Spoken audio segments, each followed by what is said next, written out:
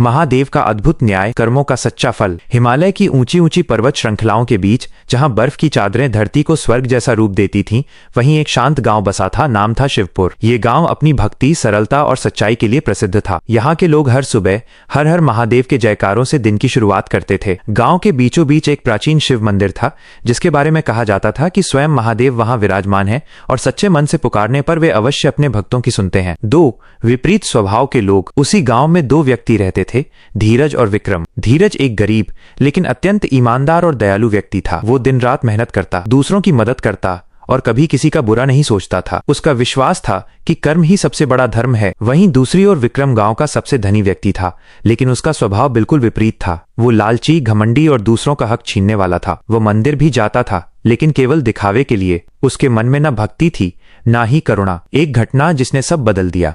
एक दिन गांव में भयंकर सूखा पड़ा। खेत सूख गए, पानी के स्रोत खत्म हो गए और लोगों के सामने जीवन का संकट खड़ा हो गया। धीरज ने अपने पास जो थोड़ा बहुत अनाज था, उसे गांव वालों में बांटना शुरू कर दिया। उसने कहा, अगर हम सब मिलकर बांटेंगे तो कोई भूखा नहीं रहेगा। दूसरी तरफ विक्रम ने अपने गोदाम में अनाज छुपाकर रख लिया और ऊंचे दामों पर बेचने लगा। वो लोगों की मजबूरी का फायदा उठा रहा था। गांव के लोग दुखी थे, लेकिन उन्हें उम्मीद थी कि महादेव उनकी मदद जरूर करेंगे। महादेव की परीक्षा।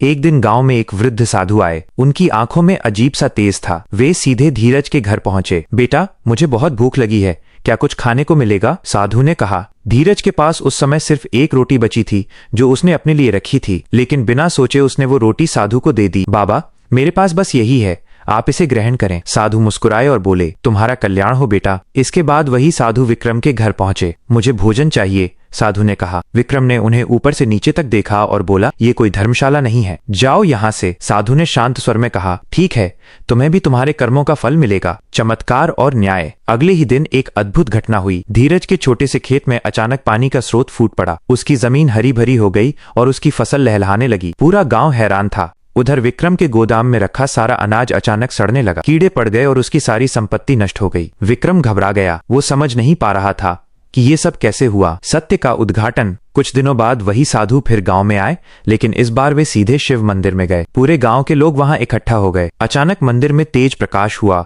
और साधु का रूप बदलने लगा। वह कोई साधु नहीं थे, वे स्वयं महादेव थे। सब लोग दंग रह गए और हाथ जोड़कर खड़े हो गए। महादेव बोले, हे मनुष्यों, मैं तुम्हारी परीक्षा लेने आया था। धीरज ने अपने छोटे से जीवन में भी बड़ा दिल दिखाया, इसलिए उसे उसका फल मिला। और विक्रम ने अपने स्वार्थ में दूसरों को कष्ट दिया, इसलिए उसे उसके कर्मों का दंड मिला। विक्रम रोने लगा और महादेव के चरणों में गिर गया। मुझे क्षमा कर दीजिए प्रभु, मैं अपनी गलती समझ गया हूँ। महादेव ने कहा, क्षमा तभी मिलेगी जब तुम अपने कर्म बदलोगे। जाओ, अब से सच्चाई और सेवा का मार्ग अपनाओ। परिवर्तन। उस दिन के बाद विक्रम पूरी तरह बदल गया। उसने अपने बचे हुए धन को गांव वालों में बांट दिया और धीरज के साथ मिलकर लोगों की सेवा करने लगा। गांव फिर से खुशहाल हो गया। शिक्षा, मोरल। इस कथा से हमें ये सीख मिलती है, कर्म का फल अवश्य मिलता है, चाहे देर से ही क्यों न मिले। सच्ची भक्ति दिखावे में नहीं, बल्कि कर्मों में होती है। भगवान हमेशा न्याय करते हैं। दूसरों की मदद करना सबसे बड़ा धर्म है। हर हर महादेव।